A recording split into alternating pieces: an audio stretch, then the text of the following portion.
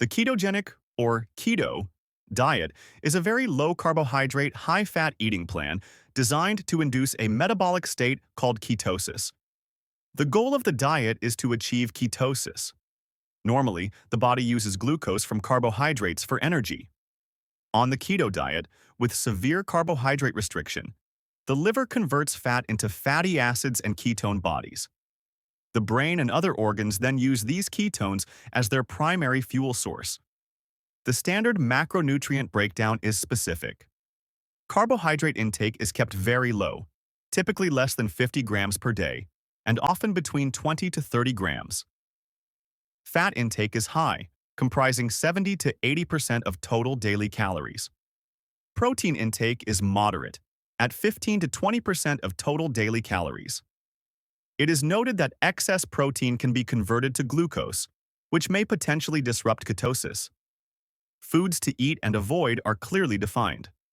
Foods to eat include meat, fatty fish, eggs, butter, cheese, oils like olive and coconut, nuts, seeds, and low-carbohydrate vegetables such as leafy greens, broccoli, and cauliflower.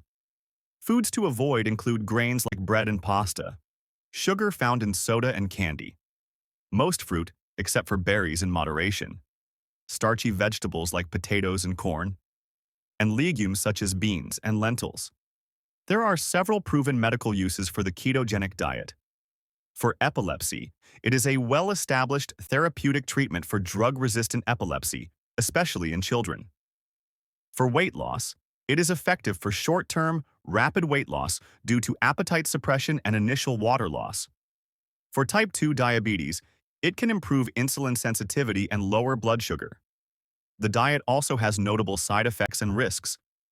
The keto flu refers to the initial transition period of 1 to 2 weeks, which can include fatigue, headache, nausea, and brain fog due to electrolyte loss and metabolic adaptation. Long-term risks include nutrient deficiencies, increased low-density lipoprotein cholesterol, kidney stones, constipation, hepatic steatosis or fatty liver, and potential bone loss. There are contraindications.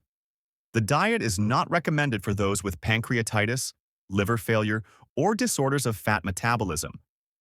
It should be used with caution in those with kidney disease.